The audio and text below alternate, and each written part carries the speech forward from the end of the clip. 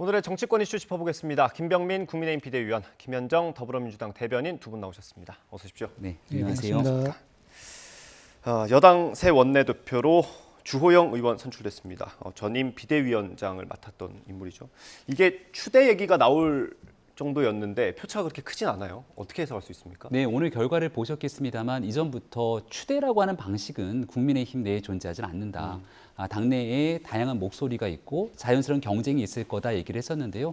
결과가 나왔던 것처럼 치열한 경쟁 과정들이 있었고 예. 안정적인 당의 운영을 좀 기대했던 원내 의원들 중심으로 주호영 원내대표가 다시금 선출이 됐습니다. 예. 그러니까 지난날 이미 한 차례 원내대표를 지낸 적이 있기 때문에 예. 지금 당의 비상 상황에 적합한 경험과 리더십을 갖췄다는 평가가 있고요. 반면 이용호 의원 같은 경우는 당에 들어온 지 이제 몇 개월밖에 채 되진 않았습니다. 그렇죠. 1년이 되지 않은 상황이지만 호남에 대한 외연 확장 또 당내에서의 중도적인 실용적인 측면들을 강조했고 당내의 많은 초재선 의원들을 비롯한 사람들과의 교류 등을 통해서 이번 원내대표 선거에 꽤 큰 성과를 보여주지 않았는가 이렇게 생각을 합니다. 예. 주호영 의원이 이제 원내대표가 됐으니까 어쨌든 원내 협상에서 협상 파트너가 되는 거 아니겠습니까? 평가를 좀 해주실까요? 사실 이번 그 원내대표 선거 관련해서 주호영 그 원내 이제 추대론이 좀 있었잖아요. 네. 그래서 윤심이 작용한 거 아니냐는 얘기도 있었고 그런 과정 속에서 이제 뭐 비대위원장 하다가 직무정지된 분 그리고 원내대표를 두 번 한 사례는 거의 없거든요. 예. 그런 분이 다시 원내대표로 나오는 거에 대한 비판적인 시각들이 있었던 것도 사실이거든요. 예. 그래서 주호영 의원도 그거에 대한 부담감을 좀 가졌던 것도 사실이고 예. 그런 과정 속에서 이제 권성동 의원이 뭐 이렇게 한 네다섯 분의 중진 의원들이 출마 의사를 가지고 있었잖아요. 예. 그런 분들을 한 분 한 분 정리해가는 과정 속에서 다시 이제 그 주호영 원대로 이렇게 추대될 분위기로 갔다가 이제 이용호 의원이 나오면서 경선이 된 것인데요.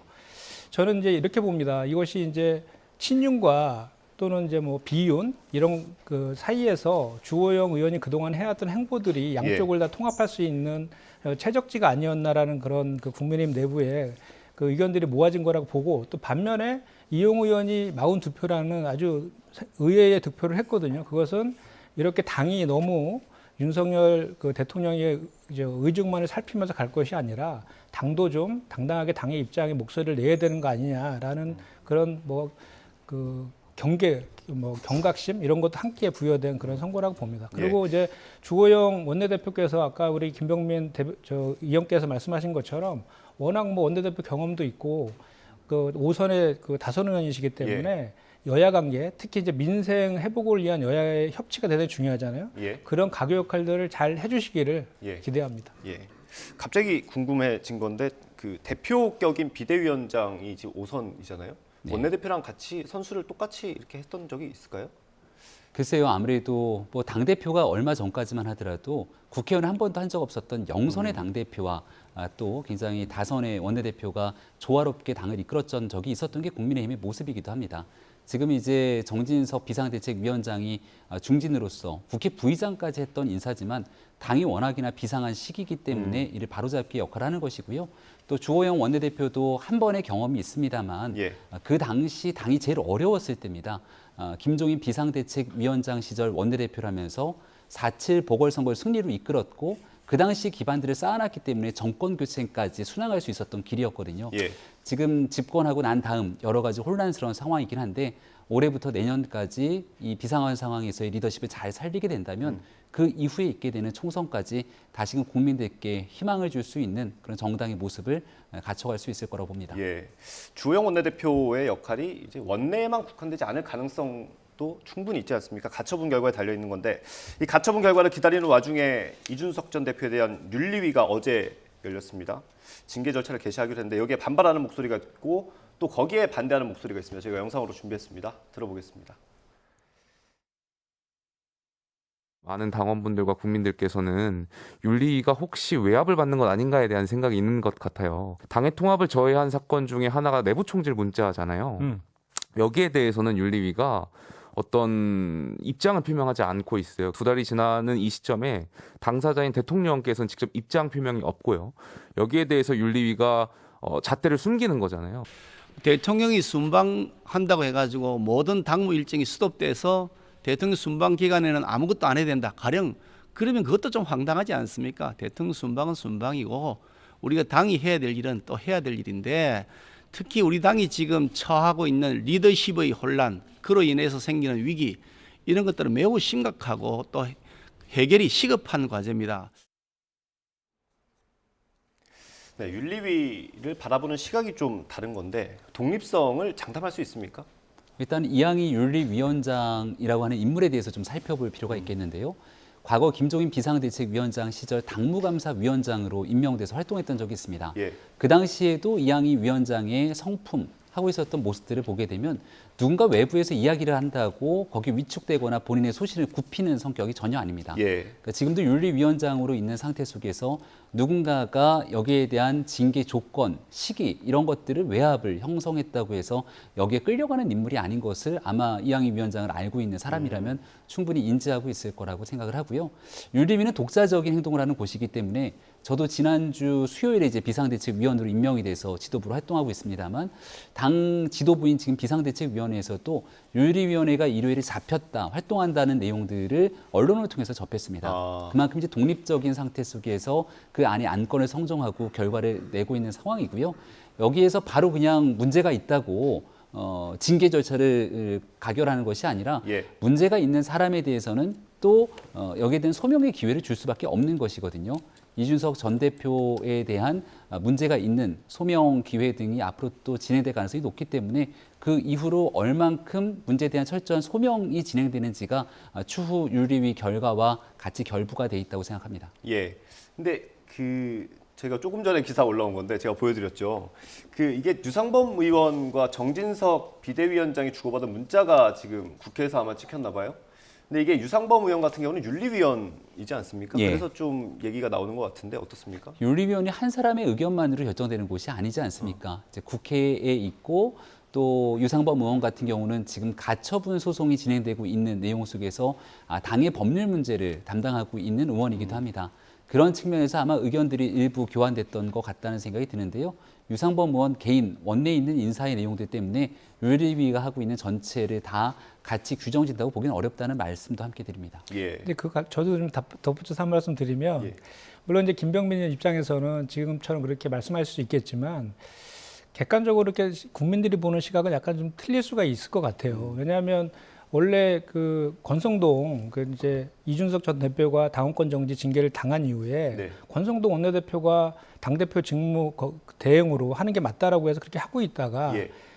체리따봉이라는 문자 이후에 갑자기 당이 일사불란하게 이준석 찍어내기를 행보로 쭉 들어가고 그 연장선상에 지금 있다라고 생각하고 있잖아요. 많이 여론을 통해서 확인된 민심도 그렇게 지금 나와 있고요. 예. 그래서 저는 이번에 윤리위원회 소집한 것도 사실 28일 날 예정된 가처분이 인용될 가능성이 높다라는 전제에서 미리 좀 이렇게 이제 외면적인 윤리 소집의 이유는 의총에서 이제 의원들이 이렇게 이준석 전 대표의 그런 언행들과 관련해서 윤리위에서 징계달라라는 탄원, 결의안을 제출한 그거에 이제 원인이 돼서 열었다고는 하고 있지만 네. 원래 예정은 28일 아니었습니까? 예. 10일을 단축한 것이고 단축한 것은 결국은 이준석 찍어내기로 기결되는 그 징계 절차를 개시했지 않습니까? 예. 그래서 아마도 저는 윤석열 대통령이 귀국하기 전에 이번 주 중에 이제 17일 경찰 수사도 받았지 않습니까? 예. 그 경찰 수사 결과가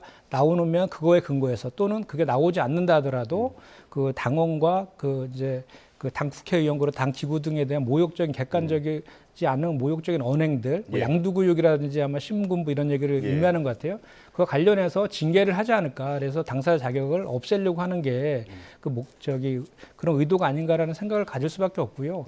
그 이면에는 결국은 윤심이 작용한 거 아닌가. 이런 합리적 의심을 할 수밖에 없는 상황이다. 이렇게 생각합니다. 이게 사실은요. 설마 이렇게까지 하겠어라는 일들이 지금 현실이 되고 있는 것 같긴 하거든요. 네. 그러니까 지금 이준석 전 대표가 SNS에 올렸던 글들 때문에 더 회자가 된 것 아니겠습니까? 대통령 해외 순방 중에 무리한 징계가 있지 않겠는가, 제명 등. 근데 결국 뉴스는 이준석 전 대표에 대한 징계 절차가 진짜 이루어지게 되는가에 대해서 관심이 촉발이 됐는데요. 네.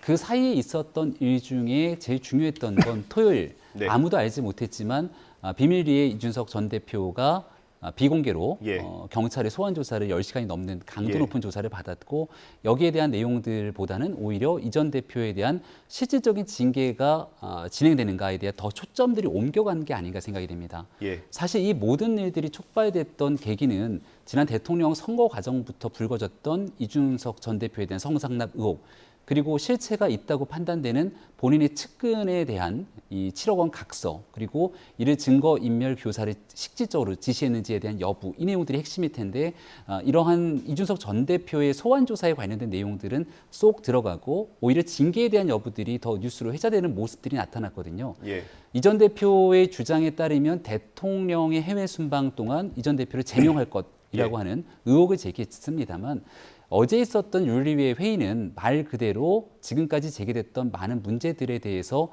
징계 절차를 개시한 것이고요. 앞서 설명드린 것처럼 어떤 결정이 나오든지 간에 이준석 전 대표가 필요하다면 와서 여기에 대한 소명 절차를 밟아야 되기 때문에 예. 이 짧은 기간 안에 그 모든 일들이 이루어질 가능성은 매우 희박하다고 생각을 합니다.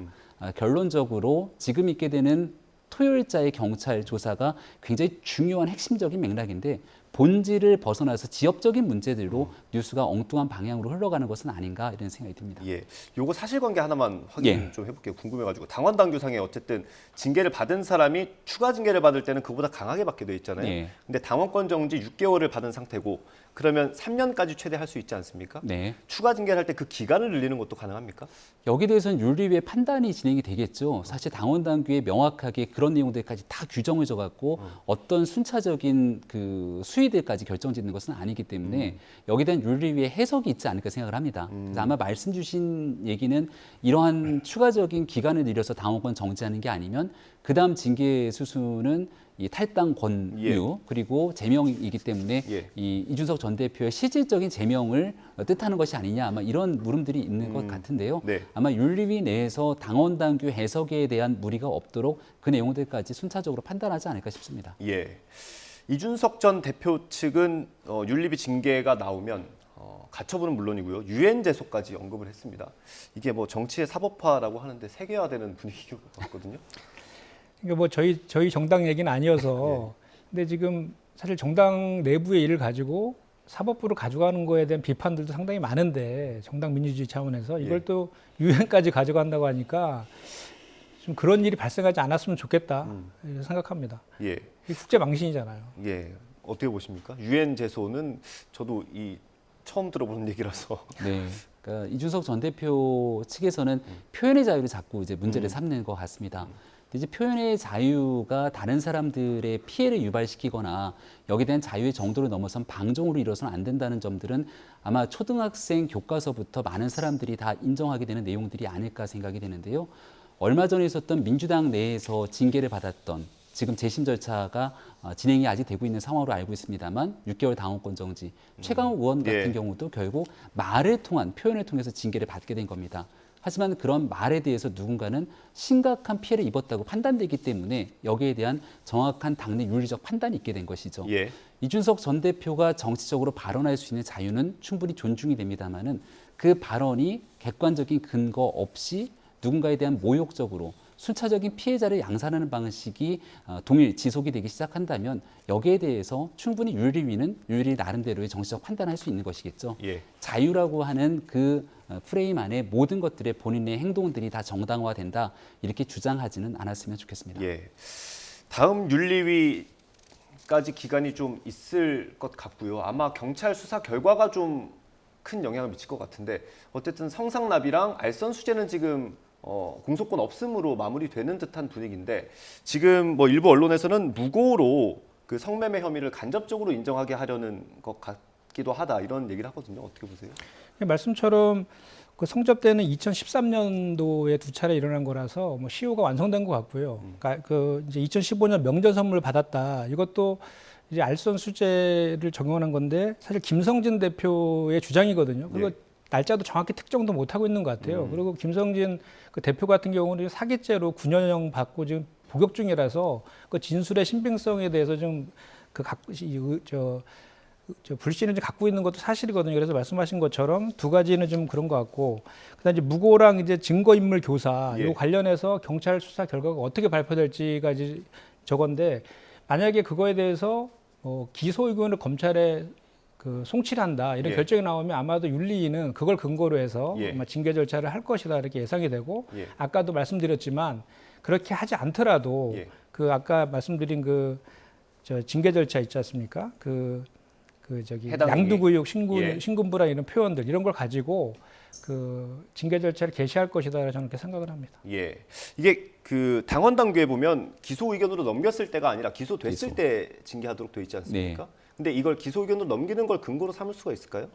얼마든지 이 기소가 되기 시작하면 그때는 뭐 그 이후에 윤리위라든지 독자적 판단 없이 징계가 진행이 되는 것이고요. 예. 지금 현재 제기되고 있는 의혹들 혹은 이게 사법적 처리의 대상이 아님에도 불구하고 앞서 제가 최강욱 의원의 사례를 들었습니다만 당내에 심각한 윤리적 문제를 일으켰다고 판단되면 여야 뭐 정치권의 상황과 관계없는 기본적인 도덕의 관점에서 윤리위 징계는 이루어지게 되는 것이겠죠. 지난날 박 전 대통령 탄핵 과정들을 지켜보더라도 헌법과 법률에 심각한 이 문제를 일으켰을 때 사실상 전직 대통령 탄핵이 될 텐데 예. 그 당시에도 제 기억으로는 최순실 씨에 대한 공소장에 같이 함께 적혀 있었다는 내용으로 탄핵의 근거가 됐던 기억이 납니다. 예. 그러니까 이게 단순하게 최종적인 기소 여부 전에 뭔가 객관적인 사실 확인에 대한 어느 정도 일정 부분의 소명 절차들이 진행이 되게 됐을 경우 예. 또 윤리위의 판단이 영향을 미칠 수는 있겠다. 하지만 그 모든 것들을 답을 정해놓고 이준석 전 대표를 이른바 정리하기 위한 수순으로서 진행되는 것이 아니기 때문에 일단 윤리위가 어떤 판단하는지에 대해서는 좀 객관적인 상태에서 지켜볼 필요가 있겠다는 말씀을 거듭드립니다. 예, 알겠습니다. 경찰 수사 결과 그리고 윤리위의 움직임까지 저희가 조금 더 지켜보도록 하고요. 다음 윤석열 대통령 순방 얘기를 해보겠습니다. 윤석열 대통령이 순방 일정을 소화하고 있습니다. 이번에 일정 중에 가장 관심이 가는 게 한미 정상회담, 한일 정상회담일 텐데 먼저 한미 정상회담부터 보겠습니다. 이게 미국에서 인플레 감축법을 시작을 하면서 사실 우리 기업들의 걱정이 크지 않습니까? 어떤 성과를 낼 수 있을까요? 이게 이제 잘 아시고 있는 것처럼 미국 내 중간 선거를 두고 바이든 대통령이 과거에 있었던 트럼프 전 대통령의 향수를 느끼는 사람들을 대상으로 이 미국 우선주의로 다시금 회귀하는 모습들이 일부 내부적으로 나타나고 있는 상황 아니겠습니까?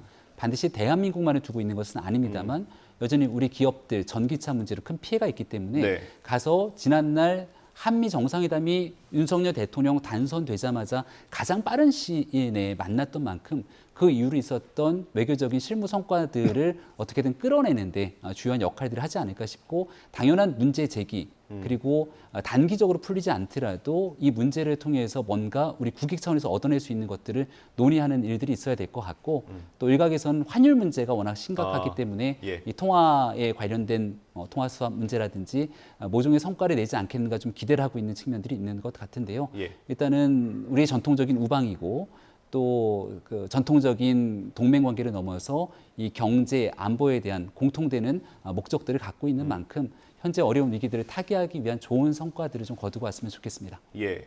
어떻게 보십니까? 이게 근데 회담 시간이 그렇게 길진 않은 것 같더라고요.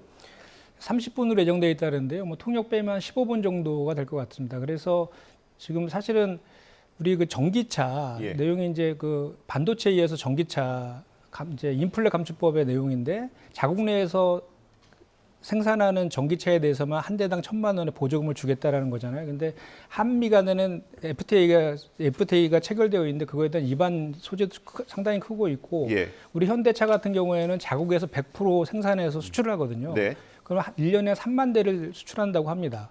그러면 1년에 연 6천억 이상의 손실을 당장 이제 보게 되는 그런 상황이 있거든요. 그래서 반드시 이거는 현안 문제고 이번 한미 회담에서 반드시 회복시켜야 돼요. 그리고 또 그 원인이 블룸버그 통신에 의하면 낸시 펠로시 하원 의장이 한국에 왔을 때 윤 대통령이 패싱해서 그거에 영향이 크다라는 언론 보도도 있지 않습니까? 예. 그래서 그거를 다시 원상회복시키는 그 차원에서라도 반드시 해야 되고 뭐 정상회담의 시간이 중요하다고 생각하지는 않아요. 그 밑에서 예. 실무자들 간에 물밑 교섭들이 계속 있을 것이기 때문에 충분히 그런 교섭들을 논의한 이후에 그 정상회담 자리에서 유의미한 발표가 나왔으면 좋겠다는 예. 기대를 가져봅니다. 한미 정상회담과 함께 큰 이벤트가 될 줄 알았던 한일 정상회담은 우리 정부가 확정된 걸로 발표를 했는데 일본에서는 좀 반응이 다르게 나왔거든요. 네, 뭐 언론 보도를 통해서 나왔던 내용들 이후로 일본 정부에서도 확약에 대한 부분들을 조금 보류하게 되는 모습들을 보이고 예. 있죠.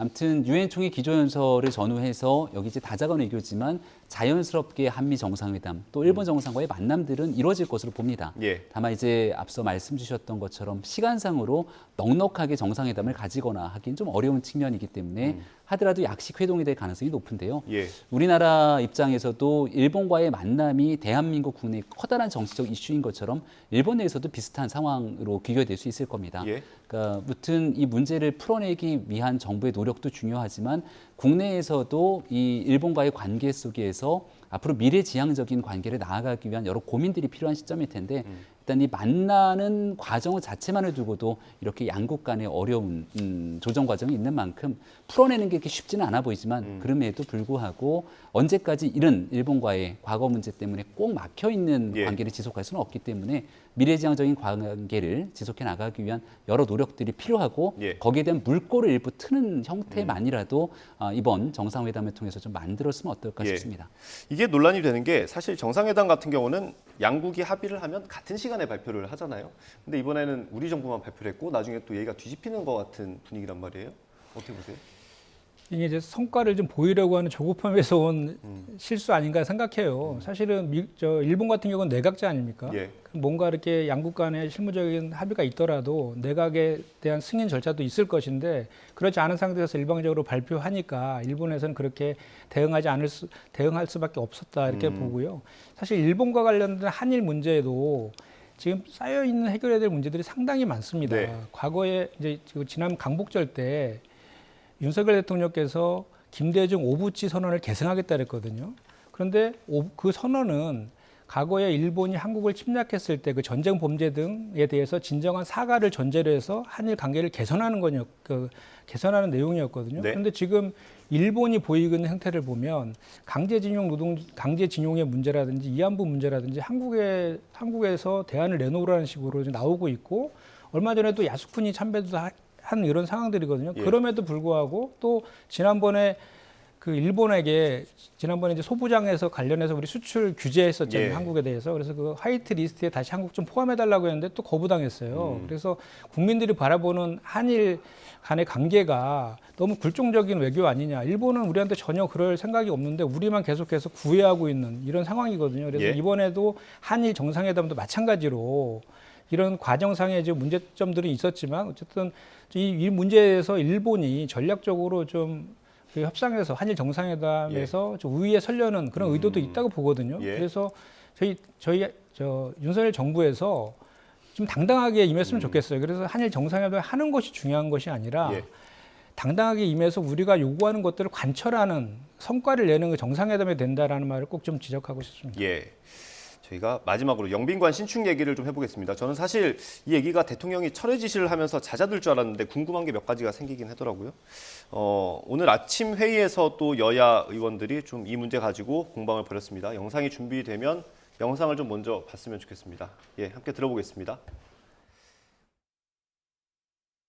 처음에 영빈관 신축 예산 낭비라고 트집 잡던 민주당은 대통령의 신축 계획을 철회하자 갑자기 논점을 바꾸어 신축을 김건희 여사가 지시한 것 아니냐며 물귀신 작전의 정치 공세에 몰골하고 있습니다. 틈만 나면 트집 잡아 삐딱한 시선으로 바라보는 민주당은 언제쯤 긍정의 정치를 하시려 하십니까? 온 국민이 분노하자 언제나 국민의 얘긴 듣지도 않던 윤석열 대통령이 영빈관 예산을 철회했습니다. 얼마나 심각하면 그 듣지 않던 윤석열 대통령이 영빈관 예산을 철회했을까요? 아주 심각합니다. 아주 심각한데 철회한다고 되는 것이 아니죠. 도대체 이 영빈관 예산 누가 집어넣었는지 누가 시작했는지 꼭 밝혀내야만 합니다. 이런 것이 바로 국정조사의 대상 아니냐 이렇게 저는 이야기를 하고 싶습니다. 네, 일단 이게 공론화가 전혀 없었다는 점이 좀 지적을 받는 것 같고요. 한 언론 보도 보니까 대통령실 일부 수석도 이 내용을 몰랐다 뭐 이런 보도도 있어요. 일단 예산안이 편성돼서 올라갔던 내용들이기 때문에 정부 차원에서 어떤 부분의 예산안이 올라갔는지에 대한 내용들은 인지를 하고 있었겠죠. 그리고 여기에 대한 당위성들도 충분하게 용산으로 이전된 뒤 국격에 걸맞는 영빈관, 해외 정상과의 만남들이 있을 때 필요한 시설들에 대한 언급들이 아마 있었을 거라고 저는 생각을 합니다. 네. 다만 말씀 주셨던 내용들 중에 국민적인 공론화 과정이 빠졌다는 부분들이 굉장히 뼈아픈 지적일 수 있겠죠. 예. 더군다나 용산으로 이전하는 과정 속에서 국민 혈세가 혹시나 좀 낭비되는 측면들이 있다면 여기에 대해서 국민의 이해를 구하는 과정들이 있어야 될 텐데 예. 그러지 못했던 측면들에 대한 비판, 지적들이 있었기 때문에 여기에 대해서도 신속하게 예산안에 대해서 바로잡을 수 있도록 대통령의 지시가 있었다고 생각합니다. 예. 또 현실적인 국면을 보더라도 지금 170석이 넘는 민주당이 거대 의석을 확보하고 있는 상황에서 절대적으로 반대하는 순간 정부의 예산안은 지금 현재로선 처리되거나 통과되기 어려운 국면 아니겠습니까? 네. 국민들을 위해서 이게 윤석열 대통령과 정부를 위한 일이 아니라 예. 국가적인 과제로서 국격에 걸맞는 뭔가를 하고 싶은 일이 있더라도 충분하게 국민들과 소통하고 수기하면서 가겠다는 대통령의 의지를 보여준 것이라 생각하고요. 예. 이렇게 정리 조정을 좀 빠르게 진행됐음에도 불구하고 근거 없는 네거티브, 마타도어처럼 꾸준하게 김건희 여사만 찝어서 공격, 공세를 취하게 되는 민주당의 태도에 대해서는 예. 여전히 문제를 또 삼지 않을 재간이 없다 말씀드립니다. 예, 민주당 얘기로 마무리해 주셨습니다. 하나 좀 제가 지적을 하고 싶은 건 이런 논란이 예전에 초등학교 입학 연령 하향할 때도 발표를 했다가 다시 뒤집지 않았습니까? 네. 이런 논란이 반복되는 건 왜 그렇다고 보십니까? 반복이라기보다는 이제 두 번째 있었던 일들이고 초등학교 이 입학 연령 문제는 이제 정책에 관련된 일 아닙니까? 예. 그리고 여기에 대한 대상이 전 국민적인 그 방향으로 그 효과가 이어질 수 있기 때문에 그 당시에 나타났던 정책에 대해서 교육부 장관이 사퇴할 정도로 심각한 문제라고 인식하고 또 두 번 다시 있어서는 안 되는 일이라고 생각을 합니다. 다만 이 영빈관 신축이라는 것은 신축의 당위성, 필요성 등을 놓고 따지고 얘기를 하기 시작하면 얼마든지 그 문제를 설파할 수 있겠습니다만은 예산의 키를 쥐고 있는 것이 민주당이고 네. 또 국민들이 바라보시기에 작금의 경제 환경 속에서 많은 예산들이 소요되는 것이 적합한 것인가에 대한 공론 과정들을 거치지 않았기 때문에 여기에 대한 전격적인 처리를 했다고 보시는 게 적합할 것 같습니다. 아마도 5세 입학처럼 이 전 국민에게 영향을 심각하게 미칠 수 있는 국가적 의제 사업들에 대해서 같은 일들이 반복돼서는 안 된다 생각을 하고요. 이 예산안에 관련된 문제 속에서는 얼마든지 정부는 필요한 일들을 얘기할 수 있고 또 예산 심의하는 과정 속에서도 삭감이 될 수도 있고 그런 일반적인 과정들을 국회 차원에서 거치는 게 예산안의 문제 아니겠습니까? 예. 이 문제를 같이 동급으로 좀 치부하기는 저는 문제가 있다고 봅니다. 예. 국정조사까지 할 사안입니까? 저는 이 본질이 영빈관 신축을 철회한 것이 본질이 아니라 그 절차를 지키자는 것도 문제지만 지금 시기에서 이렇게 대통령실 이전과 관련된 지금 추가적으로 지금 또 영빈관 신축은 철회했다고 했지만 추가적으로 이미 뭐 그 300억이 넘는 예산을 전용해서 썼고 네. 또 추가적으로 또 외교부 공간도 이전해야 되고 합참도 이전해야 되고 국방부 이전과 관련된 비용들을 다 합치면 1조 원이 넘는다라는 예상들이 나오고 있거든요. 근데 과연 지금 우리가 지금 경제랑 민생이 너무 어려워서 또 고물가 고금리 상황에서 서민들이 정말 힘든 생활을 하고 있잖아요. 이런 예. 상황 속에서 정부도 긴축 재정을 하자라고 하고 있고 뭐 장차관급 이상 공무원들의 임금 인상도 자제하자 막 이런 식의 긴축을 하고 있는 이런 흐름 속에서 그리고 또 그 과정 속에서 그 노인이나 청년 일자리 예산도 삭감하고 지역화폐 예산도 다 삭감하는 이런 상황 속에서 네. 굳이 안 써도 될 국민의 혈세를 1조 원씩이나를 대통령실 이전에 써야 되느냐가 저는 본질이라고 봐요. 예. 그리고 그 과정 속에서 김건희 여사 자꾸 김건희 여사 얘기를 하는데 김건희 여사가 거론되는 거는 본인이 자초한 측면이 가장 크죠. 그 녹취록이 나온 거 아닙니까? 예. 영빈관 이전할 거야 얘기도 있고 또 지금 외교 순방하는 거와 관련해서도 지난 대선 때 본인 스스로가 주가 조작, 학력, 경력 뭐 이렇게 이조와 관련해서 대국민 사과했을 때 내조만 하겠다 예. 이런 얘기를 했는데도 불구하고 계속 공식 비공식적인 행동들을 하고 있기 때문에 그런 문제 제기들이 나오는 거라고 보고 저는 그래서 이 문제의 본질은 국정조사를 하기 전에, 그러니까 국정조사 하기 전에 이 본질적인 대통령실 이전과 관련된 그 혈세가 1조 원 이상 써야 되는 이것들을 추진해야 될 것이냐 말 것이냐에 대한 근본적인 검토들을 대통령실에서 먼저 하는 것이 우선이다. 예. 그리고 그럼에도 불구하고 그렇지 않다라고 하면 또 이게 대통령실과 대통령실 관저 리모델링과 관련해서 또 김건희 여사와 관련된 업체들이 수의계획한 거에 대한 의혹들이 아직 해소되지 않고 있잖아요. 네. 그렇기 때문에 이런 것이 맞물려 돌아가서 국정조사를 요구할 수밖에 없는 그런 상황에 대한 것을 그 정부 여당에서도 명확히 좀 인식해 줬으면 좋겠다는 거죠. 마지막으로 위원님께 발언 기회를 드릴 건데 그 대통령실 이전 비용에 대한 부분 지적해 주셨거든요. 네. 거기에 대해서 답변 좀 그러니까 부탁드립니다. 실질적인 이전 비용을 얘기하는 것이 아니라 여기에 부차적으로 있게 되는 내용들까지 이것저것 다 얘기를 해서 뭔가 좀 과대포장된 예산에 대한 지적을 하게 되는데요. 실제 청와대 개방을 통해서 드러나고 있는 순효과에 대한 따른 그 경제적 이득들 이런 부분들을 고려하기 시작한다면 숫자로 계산하기 어려운 측면들도 분명히 존재를 합니다. 더군다나 지난날 구중궁궐 청와대 안에서 무슨 일들이 일어나는지 확인하기 어려웠던 시대를 좀 종식하고 용산으로 이전된 대통령실 내에서는 매일 아침 기자들과 그리고 청와대 대통령실에 있는 참모진 또 대통령도 실시간으로 언제든지 볼 수 있는 상황으로 이런 용산 이전이 갖고 있는 또 경제적으로 따지기 어려운 효과들도 분명히 나타날 수 있거든요. 다만 여기에 뒤따르는 예산들이 과도하게 집행되지 않도록 해야 되는 것은 당연한 일이기 때문에 그런 국민적 눈높이를 받드는 일이 순차적으로 진행이 될 겁니다. 예. 다만 이제 한 가지 좀 짚고 싶은 것은 과거에 있었던 사적 대화에 대한 녹취 공개로 대통령 선거 때도 큰 문제점으로 지적된 적이 있는데 예. 여기 나왔던 내용들 하나만을 찝어서 김건희 여사에 대한 많은 일들을 뒤집어 씌우기식 정치 공세를 하는데요. 이런 사적 대화의 내용들을 가지고 이야기하기 시작한다면 이재명 대표가 과거 형수와의 대화 과정 속에서 나타났던 욕설 등 이런 내용들을 끊임없이 끄집어서 정치 공세 때 그때 이렇게 말했던 것은 어떻게 생각하냐는 예. 방식으로 귀결지어서는 정치권이 한 걸음 더 앞으로 나가기 어렵다고 생각합니다. 예. 잘못된 일에 대한 지적들, 비판들 충분하게 받으면서 고민해야 되는 지적이 있겠습니다만 여기에 대한 근거 없는 비난에 대해서는 국민들 보시기에 적합지 않으면 뒤로 좀 물렸으면 좋겠습니다. 예, 오늘 말씀은 여기까지 듣겠습니다. 제가 시작할 때 인사를 했어야 되는데 오늘부터 이제 월요일마다 함께해 주시는 거죠? 네, 그렇습니다. 예, 비대위원 되시고 처음 나오신 거 아닙니까? 여기? 네, 맞습니다. 예, 두 분 앞으로 잘 부탁드리겠습니다. 네, 고맙습니다. 김병민 국민의힘 비대위원, 김현정 더불어민주당 대변인과 함께했습니다. 감사합니다. 네, 고맙습니다. 고맙습니다.